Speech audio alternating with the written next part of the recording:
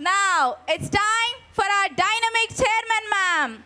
I obediently request ma'am to kindly come forward and speak a few inspiring words for us.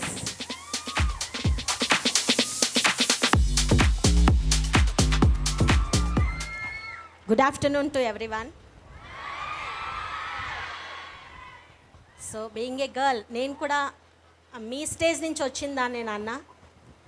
మీ అందరి love and affection starting నుంచి till stage ఎక్కేంత వరకు, ఎక్కిన తర్వాత నా వెనుకున్న team కానీ నా ముందున్న టీచింగ్ స్టాఫ్, ప్రతి ఒక్కరి ఐస్లో ఆ బ్రైట్నెస్ ప్రతి ఆడపిల్ల లైఫ్లో ఉండాలి అంటే శ్రీ వశిష్ఠలో ఎలాంటి సిస్టమ్ని మనం అడాప్ట్ చేసుకున్నాము, నేను ఎలా ఈ స్టేజ్లో ఉన్నాను, కొన్ని ఫ్యూ థింగ్స్ని మీతో షేర్ చేసుకోవాలని అనుకుంటున్నాను. కొంచెం టైం పడుతుంది, ఫాస్ట్గా అయితే కంప్లీట్ చేయాలని అనుకోవడం లేదు. ఎందుకంటే ఇంత దూరం వచ్చింది, నా ఫీలింగ్స్ని మీతో షేర్ చేసుకుని మీలో ఉన్న 1 or 2 నెగటివ్ థాట్స్ని మినిమైజ్ చేసి ఓవర్కమ్ అయ్యి బెస్ట్ పాత్లోకి మీరందరూ మూవ్ అవ్వాలని మనస్ఫూర్తిగా కోరుకుంటున్నాను. సో నా చైల్డ్హుడ్ అంతా కూడా స్టార్టింగ్ మిషనరీ స్కూల్లో స్టార్ట్ చేశాను. నాకు ఒక bad habit or good habit తెలియదు. మా మదర్ని వదిలి ఉండలేను, అదొక వీక్నెస్. ఆ వీక్నెస్కి మా మదర్ ఏం చేశారు అంటే, బిఫోర్ గోయింగ్ టు స్కూల్ మా ఇంటి పక్కనే ఒక టీచర్ చిన్న హట్లో ట్యూషన్స్ చెప్పేవారు. ఆ మేడం పేరు హృదయమేరీ టీచర్. నాకు తెలిసి ఆ ఏజ్ ఆవిడకి మేబీ 70+ ఉండొచ్చు. సో టీచర్కి ఓల్డెన్ డేస్లో శాలరీస్ తక్కువ ఉండేవి. 60 years అంటే రిటైర్మెంట్, నో ఫండ్స్. సో అప్పుడు మా పేరెంట్స్ లాగా కొంతమంది మేడంకి సపోర్ట్ చేయాలి, మేడం లాగా మా పిల్లలు కూడా తయారవ్వాలి అనే ఆలోచనతో నన్ను ట్యూషన్కి పంపించడం జరిగింది. అదే ట్యూషన్లో మా బ్రదర్ కూడా చదివేవారు. సో నా ఆలోచన ఎప్పుడూ కూడా మా అమ్మ నన్ను ట్యూషన్లో పెట్టింది, నన్ను వదిలేసి ఎప్పుడు బయటికి వెళ్ళిపోతుందో అనే ఫీలింగ్. చదువు మీద కాన్సన్ట్రేషన్ చేయకుండా రోడ్డు వైపు ఎవరు వెళ్తున్నారు ఎవరు వస్తున్నారు అని చూసేదాన్ని. ఒకరోజు ఆ మేడం నన్ను కూర్చోపెట్టి తొడపాసం అని ఉంటుంది, మీకు కొంతమందికి తెలియకపోవచ్చు, వదలకుండా పట్టుకుంది. ఆ క్షణం నేను రియలైజ్ అయ్యాను, సో మా మదర్ ఎందుకు నన్ను అక్కడ ప్లేస్ చేశారు, నేనే మిస్టేక్ చేశాను అని. ఆఫ్టర్ దట్ లెటర్స్ స్టార్ట్ చేసినప్పుడు ఒక సర్కిల్ కనిపించింది అంటే ఆ సర్కిల్ మొత్తం రౌండ్ చేసేయాలి, అదొక బ్యాడ్ హ్యాబిట్. సెకండ్ తొడపాసం అప్పుడు స్టార్ట్ అయింది. సో ఇది బ్యాడ్ హ్యాబిట్ అని మళ్ళీ మేడం నాకు గుర్తు చేశారు. సో ఇది ఎందుకు చెప్తున్నాను అంటే నాన్న, ఇలాంటి టీచర్స్, ఇలాంటి పేరెంట్స్ ప్రతి ఒక్కరి లైఫ్లో ఉంటారు. కానీ ఆ క్షణం నేను ఫీల్ అయింది, మిస్టేక్ అనేది ఒకసారి తెలియక చేస్తాము, సెకండ్ టైం రిపీట్ చేయకూడదు అని. సో తప్పు అనేది తెలియక చేసిన సెకండ్ టైం రిపీట్ చేయకుండా ఉంటే అదే మన ఫ్యూచర్ ఎక్స్పీరియన్స్, నెక్స్ట్ స్టెప్కి మనం ఎదుగుతున్నాము అని అర్థం. జనరల్గా ఈ జనరేషన్ స్టూడెంట్స్ని నేను చూసినప్పుడు ఓల్డ్ జనరేషన్కి మా జనరేషన్కి ప్రజెంట్ జనరేషన్కి లాట్ ఆఫ్ వేరియేషన్. ఎవరు మన తప్పుల్ని మాట్లాడతారో అది పేరెంట్స్ కానీ టీచర్స్ కానీ ఈవెన్ ఫ్రెండ్స్, వాళ్ళకి దూరంగా మనం మూవ్ అవుతాం. ఎందుకు అంటే వాళ్ళు మాట్లాడేది, వాళ్ళు చెప్పేది మనకి నచ్చదు. సో ఇది బ్యాడ్ అని మనకి మనం ఫీల్ అవుతాం. సో ఎవ్వరూ కూడా మీ నెగటివ్స్ని ఐడెంటిఫై చేసి మిమ్మల్ని కరెక్ట్ చేయడానికి ఒక వర్డ్ మీకు ఏదైనా చెప్పినప్పుడు అది పాజిటివ్ డైరెక్షన్లోనే తీసుకోండి తప్ప నెగటివ్ డైరెక్షన్లో ఆలోచించకండి. అదే ఫస్ట్ స్టెప్ మీరు ఎదగడానికి. ఓల్డెన్ డేస్లో ఈవెన్ మై సెల్ఫ్, మా నానమ్మది మా తాతగారిది చాలా చిన్న విలేజ్. మా పేరెంట్స్ 3 బ్రదర్స్, ఒక సిస్టర్, అందరికీ 2 మగపిల్లలు అలా ఉంటే మా ఫాదర్కి మాత్రం ఒక బాయ్ ఒక గర్ల్. నేను ఒక్కదాన్నే మా ఫ్యామిలీలో ఆడపిల్లని. After completion of intermediate or degree చదువు ఆపేసి పిల్లకి పెళ్లి చేసి పంపించు అని మా నాన్నమ్మ మా నాన్నగారికి చెప్పింది. మా ఫాదర్ నా కూతురు చాలా బాగా చదువుతుంది, తను ఎంతవరకు చదువుకుంటే నేను అంతవరకు చదివిస్తాను అనే ఒక వర్డ్, ఆ వర్డ్ నా బ్రెయిన్లో ఫిక్స్ అయిపోయింది. నా టార్గెట్ గుర్తు చేసింది. చదవడము అనేది అందరూ చదువుతారు, ఇక్కడున్న చాలామంది నాకన్నా బెటర్గా బెస్ట్గా చదివి ఉండొచ్చు, కానీ నా పేరెంట్స్ కష్టాన్ని నేను ఎప్పుడూ మర్చిపోలా. సో ఇక్కడ మీరందరూ కూడా ఒక్కరోజు సార్ ఒక మాట చెప్పారు, వంశీ సార్, ఇంటికి వెళ్ళి దసరా హాలిడేస్లో మీ పేరెంట్స్కి ఫెలిసిటేషన్ చేయండి అని. ఇట్స్ వెరీ వెరీ ఇంపార్టెంట్ నాన్న. ఫస్ట్ గురువు మన పేరెంట్స్, ఆఫ్టర్ దట్ మన టీచర్స్. ఈ ప్రాసెస్లో ఆఫ్టర్ కంప్లీషన్ ఆఫ్ పీజీ నేను చదివే రోజుల్లో ఒక 10 hours కష్టపడి ఉండుండొచ్చు మేబీ పర్ డే, కానీ after getting my job 10 hoursని 15 hours చేశాను. అంటే కెరీర్కి హయ్యెస్ట్ ఇంపార్టెన్స్. ఎందుకు? మా పేరెంట్స్ కష్టం నాకు అక్కడ కనిపించింది. వాళ్ళని నిలబెట్టాలి నేను సొసైటీలో. అంటే చదువుకునే ఆడపిల్లల్ని మంచిగా చదివించాలి, వాళ్ళు ఒక స్టేజ్కి రీచ్ అయ్యేంత వరకు కూడా వెనక పేరెంట్స్ ఫ్యామిలీ సపోర్ట్ ఉండాలి, ఉంది.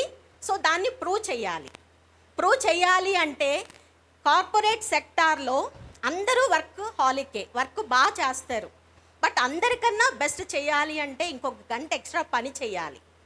సో మన హయ్యర్ పొజిషన్లో ఉన్న, అంటే నేను ఒక లెక్చరర్గా వర్క్ చేసినప్పుడు కానీ ప్రిన్సిపల్గా వర్క్ చేసినప్పుడు కానీ నా హయ్యర్ పొజిషన్లో ఉన్న వాళ్ళు ప్రతి ఒక్కరూ కూడా నాకు ఒక ఐడెంటిటీ ఇవ్వాలి అని కోరుకునేదాన్ని.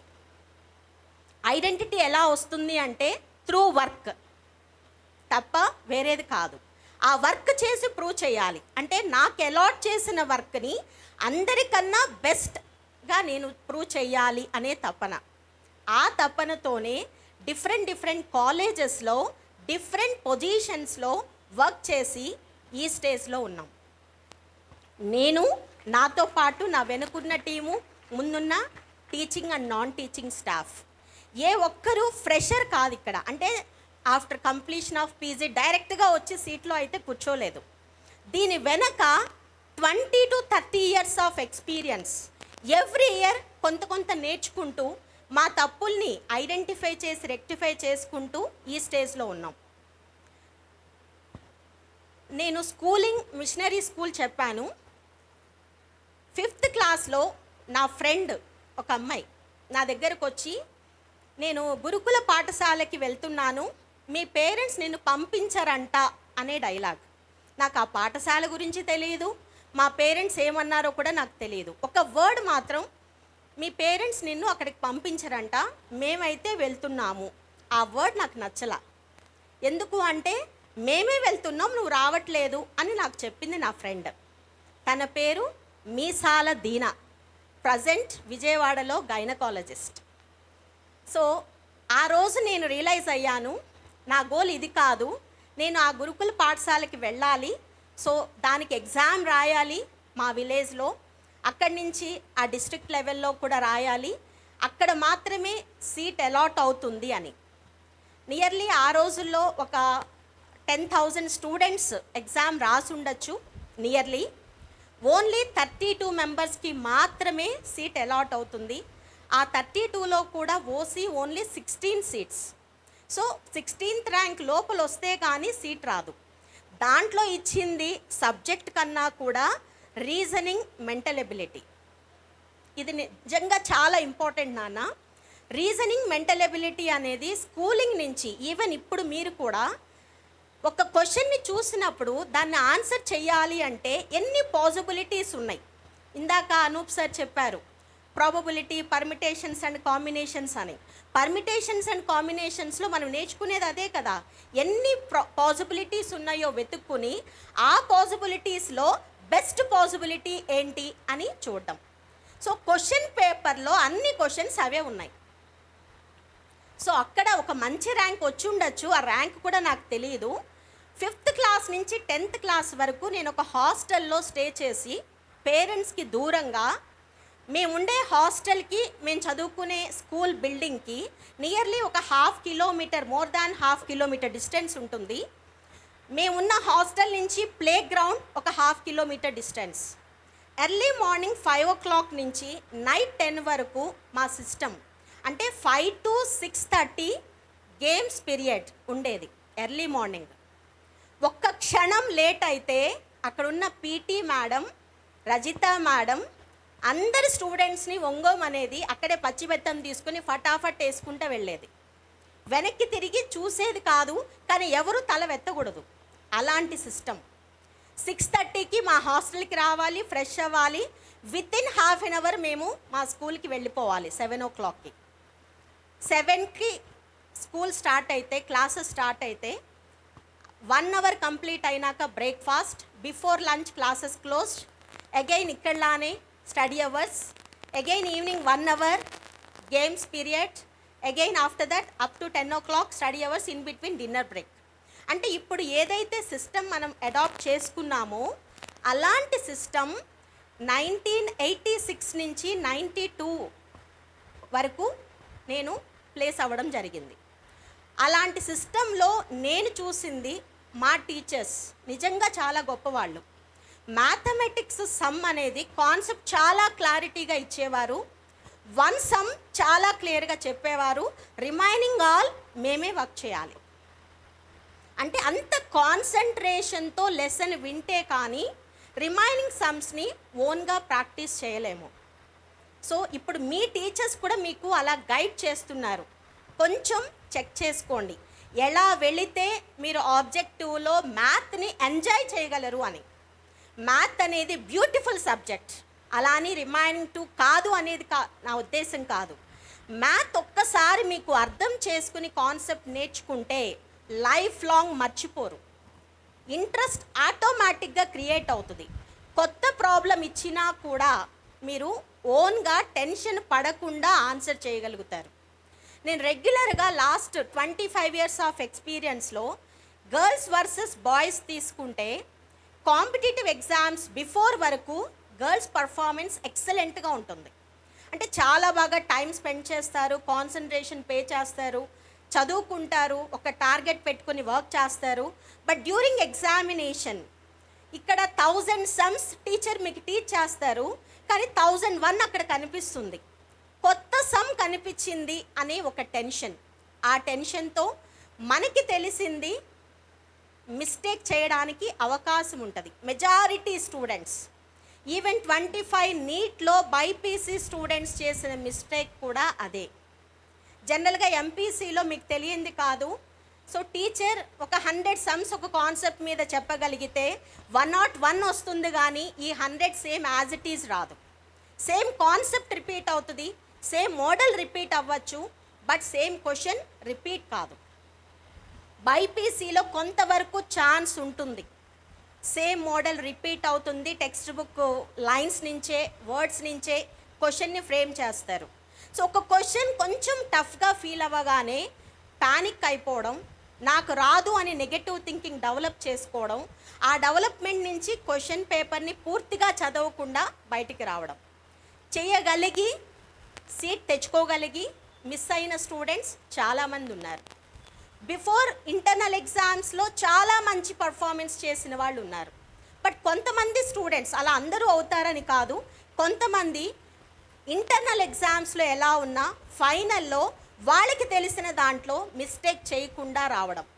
సో శ్రీ వశిష్ఠ సిస్టమ్ అది కోరుకుంటోంది. సో ఇంకొక ఎగ్జాంపుల్ మీకు చెప్తాను నేను. 2015లో బైపీసీ పరంగా ఎంసెట్ ఎగ్జామ్ అనేది 3 times కండక్ట్ చేశారు. ఎంసెట్ 1, 2 and 3. ఎంసెట్ 1 100% పిల్లలు చాలా బాగా పర్ఫామ్ చేశారు. Because of some other reasons paper out అయింది అనే రీజన్ మీద ఎంసెట్ 2 అనేది ప్లేస్ అయింది. ఎంసెట్ 2 కూడా ప్రాబ్లం ఉందని ఎంసెట్ 3 అన్నారు. ఆ టైంలో నా దగ్గర చదువుతున్న స్టూడెంట్స్ పేరెంట్స్ ట్యాంక్ బండ్ దగ్గరికి వెళ్ళి నిరసన ప్రకటించారు. ఎందుకు అంటే పిల్లలు టెన్షన్ పడుతున్నారు, 2 times ఆల్రెడీ చక్కగా ఎగ్జామ్ పర్ఫామ్ చేశారు, 3rd time రిపీట్ అయితే ప్రాబ్లం అవుతుంది అని. ఆ బ్యాచ్లో ఒక గ్రూప్ ఆఫ్ స్టూడెంట్స్ వాళ్ళ పేరెంట్స్కి ఒక వర్డ్ ఇచ్చారు, మేము 3 times కాదు 10 times అయినా రాస్తాము, ఎందుకు అంటే మేము ప్రమీల మేడం స్టూడెంట్స్, ఎలాంటి నెగటివ్నైనా మేము యాక్సెప్ట్ చేస్తాము, ఆ నెగటివ్ నుంచి మేము పాజిటివ్ కన్వర్ట్ చేసుకోగలము అనే ధైర్యం మీ అందరిలో ఆ ధైర్యాన్ని చూడాలనుకుంటున్నాం. సో కమింగ్ టు శ్రీ వశిష్టాని స్టార్ట్ చేయాలి అనే ఆలోచన 2020 మార్చ్ మనందరికీ గుర్తు కోవిడ్ స్టార్ట్ అయింది. కోవిడ్ స్టార్ట్ అయిన టైంలో నా దగ్గరున్న హాస్టల్ స్టూడెంట్స్ని నేను అవుటింగ్ ఇవ్వలేదండి. ఎందుకు అంటే ఆ కోవిడ్ అనే దాని గురించి నాకు అంత క్లారిటీ లేదు. నా మైండ్ అంతా కూడా పిల్లలు లాస్ అయిపోతారు, ఎగ్జామ్స్ వచ్చేస్తే వీళ్ళు ఎక్కడ లాస్ అవుతారు, ఎగ్జామ్స్ సరిగా పర్ఫామ్ చేయలేరేమో అనే టెన్షన్తో నేను స్టూడెంట్స్ని నా దగ్గరే హాస్టల్ బ్రాంచ్లో మేనేజ్మెంట్కి తెలియకుండా ఒక రకంగా పెట్టేసుకున్నా. ఆఫ్టర్ 1 డే ఫుడ్ రావాలి కాబట్టి తెలిసింది. ఒక నెగటివ్ డైరెక్షన్లో వార్న్ చేశారు. నిజంగా అది కరెక్ట్ కూడా. బట్ ఆ పర్టికులర్ క్షణంలో నేను నా స్టూడెంట్స్ బెటర్గా ఉండాలి, ఎవరిని బయట నుంచి రానివ్వకుండా నేను కూడా అవసరమైతే అక్కడే స్టే చేసి వాళ్ళకి కావాల్సినవన్నీ ఇచ్చి చదివించి మంచిగా రిజల్ట్స్ తెప్పించాలి అనే ఆలోచనలో ఉన్నాను. సో సార్ నన్ను అర్థం చేసుకోలేదు, ఇలా అన్నారేంటి అని ఆ క్షణం ఫీల్ అయ్యాను. But after certain period, after 2-3 days చాలా డ్రాస్టిక్ చేంజ్ మనం సొసైటీలో చాలా మనకు తెలిసిన వాళ్ళు, మనకు కావలసిన వాళ్ళు దానికి అటాక్ అవ్వడము, కొంచెం నెగిటివ్ డైరెక్షన్లో మూవ్ అవ్వడం జరిగింది. అది చూసిన తర్వాత నేను రియలైజ్ అయ్యి ఇది కాదు. సో ఆన్లైన్లోనే స్టూడెంట్స్ని గైడ్ చేయాలి అని చాలా చక్కగా టీమ్ వర్క్, నేను నా టీం, ఇక్కడున్న all teaching non teaching staff ప్రతి ఒక్కరం, ఈవెన్ బయట అవుట్ సైడర్స్, నిజంగా చెప్పాలి అంటే రెగ్యులర్ డేస్లో మేము ఒక 10 నుంచి 15 గంటలు వర్క్ చేస్తే కోవిడ్ సిచ్యువేషన్లో 15+ అవర్స్ అంటే 15 to 20 అవర్స్ వర్క్ చేసిన టీం ఉన్నారు. బట్ ఆ సిచ్యువేషన్లో నా దగ్గర ఉన్న టీం కానీ అవుట్ సైడర్స్ కానీ శాలరీస్ 50% కానీ లేదా జాబ్ రిమూవ్ చేయడం కానీ జరిగింది. అది నేను డైజెస్ట్ చేసుకోలేకపోయాను. ఎందుకు అంటే గ్రౌండ్లో నేను పని చేస్తూ 10 మందితో పని చేయించేటప్పుడు వాళ్ళ శాలరీ వాళ్ళకి ఇవ్వకపోతే వాళ్ళు ఎలా సర్వైవ్ అవుతారు అనే డెసిషన్కి రావడం జరిగింది. ఓన్ కాలేజ్ అయితే ఈ సిచ్యువేషన్ ఇలా హ్యాండిల్ చేసేదాన్ని కాదేమో అని మనస్ఫూర్తిగా ఫీల్ అయ్యి ఆ 2020 మార్చిలోనే రియలైజ్ అయ్యి, సో నాకున్న ప్రాపర్టీస్, మా ఫ్యామిలీ ఒకటే టార్గెట్ ఏంటి అంటే ప్రాపర్టీస్ అన్నీ సేల్ చేసేసి నువ్వు ముందుకు వెళ్ళు, ఒక పాజిటివ్ థాట్. అక్కడ డెసిషన్ తీసుకుని 21 మే 6 రోజున నేను కాలేజ్ని శ్రీ వశిష్ట స్టార్ట్ చేయడం జరిగింది. వితౌట్ ఎనీ అడ్వర్టైజ్మెంట్ నా స్టూడెంట్స్, నా పేరెంట్స్ నుంచే వితిన్ 1 మంత్ 86 అడ్మిషన్స్ అయ్యాయి. మే 6th నేను స్టార్ట్ చేస్తే మే 10th నుంచి లాక్డౌన్ స్టార్ట్ అయింది. సో స్టాఫ్ కూడా కాలేజ్ ప్రిమిసెస్కి రాలేని పరిస్థితి. ఓన్లీ మార్నింగ్ 2 అవర్స్ మాత్రమే కొంచెం బ్రేక్ ఇవ్వడం జరిగింది. ఆ 2 అవర్స్లో నేను స్టాఫ్ని పిలుచుకుని రోజు మీటింగ్, కౌన్సిలింగ్, మోటివేషన్. సో మన పరిస్థితి ఇది, మనం ఇలా వెళ్ళగలము, చెయ్యాలి, మనకంటూ ఒక టార్గెట్ ఉంది, మనతో పాటు కొంతమందికి మనం నిలబడాలి అనే ధైర్యాన్ని ఇస్తూ ఆ 1 మంత్లో పేరెంట్స్ సపోర్ట్ తోటి 86 అడ్మిషన్స్ కంప్లీట్ చేయడం జరిగింది. ఆ 86లో junior, senior, MPC, BiPC, day and residential together ముందుకు వెళ్ళడం జరిగింది. దాంట్లో కూడా girls separate, boys separate, 4 programs, 8 sections ఇలా ప్రోగ్రామ్ని స్టార్ట్ చేశాము. 41 స్టాఫ్ తోటి, 86 స్టూడెంట్స్ తోటి 2021 జూన్ 6th మనం కాలేజ్ని ఎస్టాబ్లిష్ చేసిన రోజున సో మెనీ నెగటివ్ వర్డ్స్. నిజంగా చెప్పాలి అంటే నాతో పాటు ఉన్నవాళ్ళు, నా ఫ్యామిలీ కావచ్చు, శ్రీ వశిష్ట ఫ్యామిలీ కావచ్చు, ప్రతి ఒక్కరూ పాజిటివ్గా నన్ను మోటివేట్ చేసుకుంటూ తీసుకువెళ్ళిన టైంలో so many negative words. Pramila ఏం చేస్తుంది సింగులర్గా 41 మందిని 41 స్టెప్స్ మీద పెట్టింది, ఈవిడేం చేస్తుంది, ఏం చేయగలదు అన్న వర్డ్ డైరెక్ట్గా నా మొహం మీద ఒక వ్యక్తి మాట్లాడారు.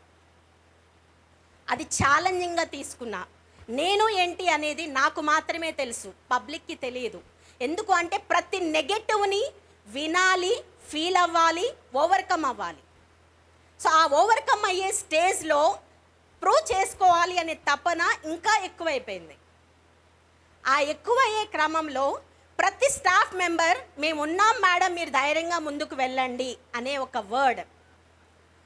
ప్రీవియస్ ఎక్స్ అనే కాలేజ్లో ఈ 41 మెంబర్స్కి 2 months శాలరీ ఇవ్వలేదు. బట్ ఆ 2 months salary Shri Vasishtha pay చేసింది. ఎందుకు అంటే శ్రీ వశిష్ఠ స్టాఫ్ కానీ, స్టూడెంట్ కానీ, పేరెంట్ కానీ ఎవ్వరూ డిస్సాటిస్ఫాక్షన్తో ఉండకూడదు. శ్రీ వశిష్ఠ అలాంటి సిస్టమ్, అలాంటి కాలేజ్ అని ప్రూవ్ చేసుకోవాలి. ఈ సంస్థ 100 మందికి, 1000 మందికి ఉపయోగపడాలి అనే థాట్ ప్రాసెస్. సో మనం ముందుకు వెళ్ళే క్రమంలో మై డియర్ స్టూడెంట్స్, మీరందరూ గర్ల్ స్టూడెంట్స్, నిజంగా చెప్తున్నా, చాలామంది మనల్ని ఒక స్టెప్ డౌన్ చేయడానికి ప్రయత్నిస్తారు. ఎవరిని కూడా మీరు ఈజీగా నమ్మేయద్దు, ట్రస్ట్ చేసేసి వాళ్ళు ఏం చెప్తే అది ముందుకు వెళ్ళొద్దు. మీరు ఓన్గా థింక్ చేసుకోండి, ఏది బెస్ట్ మీకు అవుతుందో చెక్ చేసుకోండి. మీ పేరెంట్స్ వాయిస్ అనేది చాలా చాలా ఇంపార్టెంట్. ప్రతి విషయాన్ని మీ మదర్తో, ఫాదర్తో షేర్ చేసుకోండి. వాళ్ళ కష్టాన్ని తెలుసుకోండి. ఒక్కరోజు అమ్మ ఏం చేస్తుంది, ఎన్ని గంటలకి లేస్తుంది, ఎన్ని గంటలకు నిద్రపోతుంది, ఇన్ బిట్వీన్ తను ఎంత టైం వర్క్ చేస్తుంది మీకోసం, మీ ఫ్యామిలీ కోసం. ప్రతి పనిలోనూ మీరు హెల్ప్ చేయండి. అమ్మ విలువ తెలుస్తుంది, అమ్మ కష్టం తెలుస్తుంది. ఆఫ్టర్ దట్ మీరు ఒక డ్రెస్ అడిగినా, ఒక పెన్ అడిగినా, ఒక బ్యాగ్ అడిగినా, ఎంత కాస్ట్లీ అయినా మీ ఫాదర్ మనీ చూడకుండా మీకు ఖర్చు పెడతారు. సో ఆ మనీ రావాలి అంటే ఆ ఫాదర్ ఎన్ని గంటలు కష్టపడుతున్నారు. సో అందరూ వెల్ ఆఫ్ కాకపోవచ్చు, ఈవెన్ వెల్ ఆఫ్ కూడా 10 నుంచి 15 గంటలు ఒక ఫాదర్, ఒక మదర్ వర్క్ చేస్తున్నారు, గుర్తుపెట్టుకోండి. యాజ్ ఏ స్టూడెంట్ మనం వర్క్ చేసేది మ్యాక్సిమం 10 to 12 hours మ్యాక్సిమం. వెరాస్ మేము లేదా మీ పేరెంట్స్, ఇక్కడున్న all teaching, non teaching staff ఇంట్లో కానీ వర్క్ ప్లేస్లో కానీ 15 hours ప్లస్ వర్క్ చేస్తున్నాము అంటే కేవలం మా పిల్లల కోసం, మీ అందరి కోసం. సో గుర్తుపెట్టుకోండి నాన్న, అమ్మ కష్టం తెలియాలి, నాన్న కష్టం తెలియాలి. ఆ కష్టం విలువ తెలిస్తేనే ఆ రూపాయి విలువ తెలుస్తుంది. ఆ రూపాయి విలువ తెలిస్తేనే ఇక్కడ ఈ టీచర్ ఏం చెప్పినా, అడ్మినిస్ట్రేటర్ ఏం చెప్పినా మీకు అర్థమవుతుంది. ఈ షెడ్యూల్ ఏంటి, ఈ డీసీటీ ఏంటి, ఈ డబ్ల్యూఆర్టీ ఏంటి అని. జనరల్గా ఇన్స్టాగ్రామ్స్లో నేను చూస్తూ ఉంటా, కొన్ని నెగటివ్స్ పిల్లలు జోవియల్గా ఉంటాయి, చూసినప్పుడు అనిపిస్తుంది. కానీ బ్యాక్ సైడ్ ఒక నెగటివ్ థాట్. పిల్లలు ఎందుకు అర్థం చేసుకోవట్లేదు? ఈ సిస్టమ్ ఎవరి కోసం, ఈ షెడ్యూల్స్ ఎవరి కోసం? ఇక్కడున్న మేమందరం మనీ కోసం వర్క్ చేయట్లేదు నాన్న. మాకంటూ ఒక యాంబిషన్ ఎవ్రీ ఇయర్.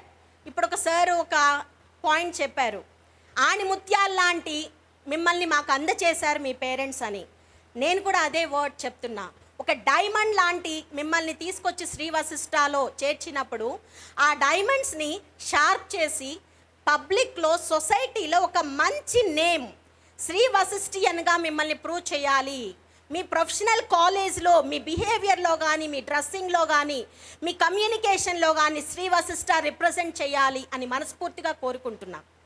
సో నెగటివ్గా థింక్ చేయకండి, ఏ విషయాన్ని నెగటివ్గా థింక్ చేయకండి, ప్రతిదీ పాజిటివ్గా కన్వర్ట్ చేసుకోండి.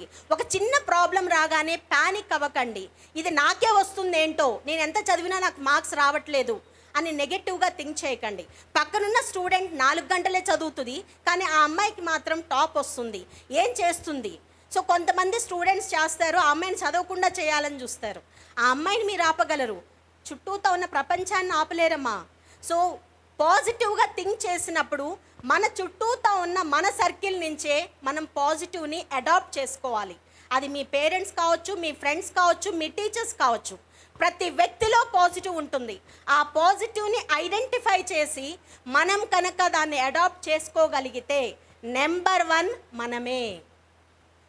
మీ విలేజ్లో, మీ ఇంట్లో, మీ స్కూల్లో, మీ రిలేటివ్స్లో ఏ ఫంక్షన్ జరిగినా ఒక ఐడెంటిటీ, పలానా అమ్మాయి అక్కడికి వెళ్ళి చదువుకుంది, 10th ఈ గ్రేడ్ పాయింట్ ఉంది, ఇంటర్మీడియట్లో ఈ స్టేజ్లో ఉంది, మా అమ్మాయి ఎలా చదవాలో నువ్వు చెప్పమ్మా, గైడ్ చేయమ్మా అని చిన్న పిల్లల్ని తీసుకొచ్చి మీ ముందు నుంచోపెట్టినప్పుడు ఎంత ప్రౌడ్గా ఫీల్ అవుతాం మనం. ఎందుకు అంటే అప్పటి వరకు మనం సక్సెస్ఫుల్ గర్ల్, మీ ఫ్యామిలీలో మీరే సక్సెస్ఫుల్ గర్ల్ అనుకుని మీ యంగర్ బ్రదర్స్ అండ్ సిస్టర్స్ని మోటివేట్ చేసినప్పుడు ఇన్స్పైర్ అవుతారు. మీరు చూసుంటారు అచ్చంపేటలో ఒక ఫ్యామిలీ 3 మెంబర్స్ డాక్టర్స్, మీకు చాలామందికి తెలిసి ఉండొచ్చు. ఫస్ట్ డాటర్ నా దగ్గర జాయిన్ చేసినప్పుడు ఇన్స్పైర్ అయ్యి ఆ అమ్మాయి మెడికల్ సీట్ వచ్చినప్పుడు వాళ్ళ చెల్లిని తమ్ముడిని కూడా మన దగ్గరే ప్లేస్ చేసినప్పుడు ముగ్గురు మెడికల్ సీట్ తెచ్చుకుని డాక్టర్స్గా వాళ్ళ ప్రొఫెషన్లోకి ఎంటర్ అయినప్పుడు ఆ ఫాదర్ ఎంత అదృష్టవంతుడని మనము మన పేరెంట్స్ ప్రతి ఒక్కళ్ళము ఫీల్ అయ్యాం. అలాంటి అవకాశం ప్రతి పేరెంట్కి ఉంది. ప్రీవియస్ రిజల్ట్స్తో సంబంధమే లేదు, ఇంటర్నల్ ఎగ్జామ్స్తో సంబంధమే లేదు.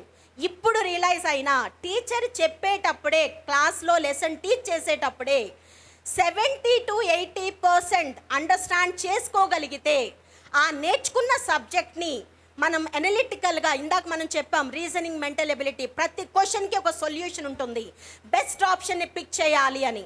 అలాగే ఆబ్జెక్టివ్లో కూడా మనం నేర్చుకున్న సబ్జెక్ట్ని అప్లై చేసి బెస్ట్ రిజల్ట్ తెచ్చుకోగలిగిన రోజున మనకంటూ ఒక టార్గెట్, ఒక గోల్ ఉంది. కొంతమందికి బైపీసీలో అయితే ఎయిమ్స్ జిప్మర్లో సీట్ తెచ్చుకోవాలి, మెడికల్ సీట్ తెచ్చుకోవాలి అని. ఎంపీసీలో అయితే ఒక ఐఐటీనో, ఎన్ఐటీనో, బిట్సో, లేకపోతే మన ఇంటి దగ్గర ఉన్న ఇంజనీరింగ్ కాలేజ్ సీట్ తెచ్చుకుంటే పేరెంట్స్ దగ్గర నుంచి వెళ్ళొచ్చు అనే ఫీలింగ్ కూడా కావచ్చు. ఏ గోల్ మీరు ఫిక్స్ చేసుకుంటే దానికి తగ్గట్టుగా మీరు వర్క్ చేయగలరు, మీరు ప్రూవ్ చేసుకోగలరు. ఫస్ట్ కాన్సన్ట్రేట్ చేయండి. టీచర్ ఏం చెప్పినా కూడా వినండి, ఫాలో అవ్వండి. ఇంప్లిమెంటేషన్లో మీకు ఏదైనా ఇబ్బంది ఉంది చక్కగా వచ్చి మాట్లాడండి. స్టడీ అవర్ బెల్ కొట్టగానే అమ్మ బెల్ కొట్టేశారు, ఏం చదువురా బాబు అని కొంతమంది ఒక వర్డ్ ఇస్తూ ఉంటారు. ఆ వర్డ్ ఇచ్చినప్పుడు ఎంజాయ్ చేస్తాం, మరుక్షణం మనం అదే మైండ్ సెట్తో స్టడీ అవర్కి వెళ్తాం. వెళ్ళినప్పుడు మన మైండ్ కూడా అటే టర్న్ అవుతుంది, టీనేజ్ కాబట్టి. ఇవన్నీ జరుగుతున్నవే చెప్తున్నాను నేను. సో దయచేసి చెక్ చేసుకోండి. నెగటివ్ వర్డ్స్ని మైండ్కి ఎవరు కూడా తీసుకోవద్దు. పాజిటివ్గా థింక్ చేయండి. మిమ్మల్ని మీరు ఒక గోల్ ఫిక్స్ చేసుకుని హయ్యర్ పొజిషన్ రీచ్ అవ్వాలి అంటే ఖచ్చితంగా హార్డ్ వర్క్ చేయాల్సిందే. స్మార్ట్ వర్క్ అనేది యాడ్ చేసుకోవాలి అక్కడ. ఆ స్మార్ట్నెస్సే క్లాస్ జరిగేటప్పుడే కాన్సన్ట్రేషన్తో లెసన్ వినడం, టీచర్ ఏం చెప్పినా పాజిటివ్గా రిసీవ్ చేసుకోవడం. ఆఫ్టర్ క్లాస్ స్టడీ అవర్స్లో మీరు విన్నది ఒక్కసారి చదువుకుని రికలెక్ట్ చేసుకుంటే రాసే ఎగ్జామే డిసిటి. డిసిటి అనేది ఇంటర్నల్గా వచ్చిన మార్క్స్ని బేస్ చేసుకుని కాదు, ఇంటర్నల్గా ప్రతి ఎగ్జామ్ని కూడా చెక్ చేసుకుని మీరు ఎక్కడైతే ఎర్రర్స్ చేస్తున్నారో అవి రెక్టిఫై చేసుకుని నెక్స్ట్ వీకెండ్ WRTలో మీరు బెటర్ పర్ఫార్మెన్స్ చేయగలరు అనే దానికే మన ఎగ్జామినేషన్ సిస్టమ్ అలా ప్లాన్ చేసుకోవడం జరిగింది.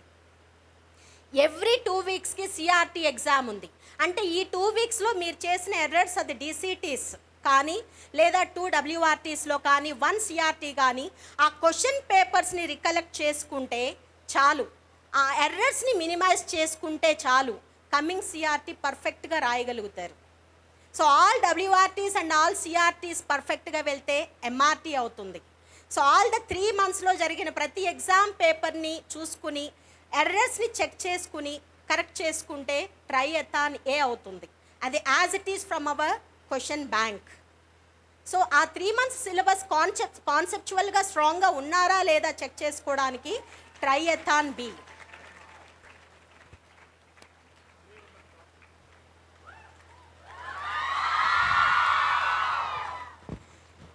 ఇక్కడ నేను అబ్జర్వ్ చేస్తున్నానమ్మా, ఈ 3 girls, white, grey and that girl.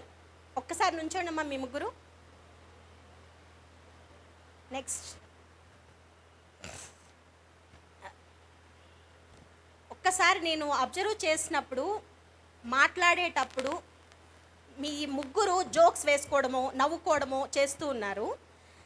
అది కరెక్ట్ కాదు నాన్న. ఎందుకు ఇంతమంది ముందు చెప్తున్నాను అంటే నేను చెప్పే వర్డ్ కాన్సన్ట్రేషన్. లెక్చరర్ లెసన్ చెప్పేటప్పుడు కాన్సన్ట్రేషన్గా వింటేనే మీకు వస్తుంది. అలా ఇంటర్నల్గా ఒకళ్ళకొకళ్ళు షేర్ చేసుకుంటే మేబీ జోక్ కాకపోవచ్చు, వాళ్ళకున్న చిన్న చిన్న ఇష్యూస్ కావచ్చు, కానీ ఇక్కడున్న టీచర్కి అర్థమైపోతుంది మీరు ఏం చేస్తున్నారు అనేది. ఆ టీచరు కరెక్ట్గా అబ్జర్వ్ చేస్తే ఖచ్చితంగా ఏ స్టూడెంట్ కాన్సన్ట్రేషన్ పే చేస్తున్నారు, ఏ స్టూడెంట్ కాన్సన్ట్రేషన్ పే చేయడం లేదు, ఇక్కడున్న ఆల్ టీచర్స్కి తెలుసు. సో చెక్ చేసుకున్నానా మై డియర్ గర్ల్స్, చిన్న చిన్న నెగటివ్స్, చిన్న చిన్న తప్పులే రేపొద్దున ఒక బ్యాడ్కి ముందుకెళ్తాం మనం. సో మేబీ మీరు నెగిటివ్ కాకపోవచ్చు, కానీ అందరి ముందు ఒక ఎగ్జాంపుల్గానే నేను మీకు చూపించా. మీ వీడియో చూస్తే మీకు తెలుస్తుంది మీరు ఏం చేశారు అనేది. Please SIT down. చదువు అనేది 15 గంటలు చదవం అనేది మా ఉద్దేశం కాదమ్మా. క్లాసెస్ మార్నింగ్ 8 నుంచి 3:30 వరకు, 5 o'clock వరకు teaching followed by study hours ఉన్నప్పుడు టీచర్ ఇచ్చిన సబ్జెక్ట్ని కాన్సన్ట్రేషన్గా విన్నప్పుడే 80% మీకు వచ్చేస్తుంది. ఇక నేర్చుకోవాల్సింది 20% మాత్రమే. ఆ 20%కి మీకు స్టడీ అవర్స్ ఉన్నాయి చాలు, అంతకు మించి ఎక్స్ట్రా టైం చదవాల్సిన అవసరం లేదు. నైట్ 10కి హ్యాపీగా క్లోజ్ చేసుకోవచ్చు. మీరు ఎగ్జామ్ రాస్తున్నారు, ఆఫ్టర్ ఎగ్జామ్కి చెక్ చేసుకోవడం, ఏ తప్పుని కరెక్ట్ చేశారు, ఏ తప్పు మీరు చేశారు, ఆ తప్పు ఎందుకు చేశారు, కాన్సెప్ట్ క్లారిటీ లేదా, నోట్స్ చదవలేదా, లేదా బిఫోర్ గోయింగ్ టు ఎగ్జామ్ గుర్తు రాలేదా, రికలెక్షన్ అంటే రివిజన్ చేసుకోలేదా, ఇలా చెక్ చేసుకుంటే ప్రతి ఎగ్జామ్ని 100% ఫైనల్ ఎగ్జామ్ లాగా ఫీల్ అయితే ఇక్కడున్న ప్రతి ఒక్కరూ కూడా ఐఐటి కానీ, ఎన్ఐటి కానీ, బిట్స్ కానీ, నీట్ కానీ, మీరు ఏది తలిస్తే అది మీ ముందుకు వచ్చి ఉంచుంటుంది. అలాంటి టీచింగ్ స్టాఫ్ ఉన్నారు ఇక్కడ, అలాంటి అడ్మినిస్ట్రేటర్స్ ఉన్నారు, అలాంటి సిస్టమ్ ఉంది, దాన్ని ఉపయోగించుకోండి. ఇది ఆ ముగ్గురిని నేను పాయింట్అవుట్ చేసింది వేరేగా కాదు. అలాంటి పిల్లలు చాలామంది ఉన్నారు, బట్ ఫస్ట్ రోలో కూర్చోవడం వల్ల వాళ్ళు నాకు కనిపించారు. రిమైనింగ్ కొన్ని చోట్ల కూడా నేను అబ్జర్వ్ చేశాను. దయచేసి my dear students, all girls students, me teacher ఏం చెప్పినా మీ మంచి కోసమే గుర్తుపెట్టుకోండి. సో అలా గుర్తు పెట్టుకున్నాం కాబట్టే మేము కూడా మీ స్టేజ్లో మిస్టేక్ చేసాం, చేయలేదా అంటే చేసాం, బట్ మా మిస్టేక్స్ మేము రెక్టిఫై చేసుకుని ఈ స్టేజ్లో నిలబడ్డాం. మాకన్నా బెటర్ పొజిషన్లో మీరు ఉండాలని మనస్ఫూర్తిగా కోరుకుంటున్నాను. So I wish you all the best నాన్న. Thank you very much. Thank you so much for your valuable time, ma'am. Your story really inspired us. Your words are motivating diamonds for every girl present here. Give a big round of applause for our chairman, ma'am.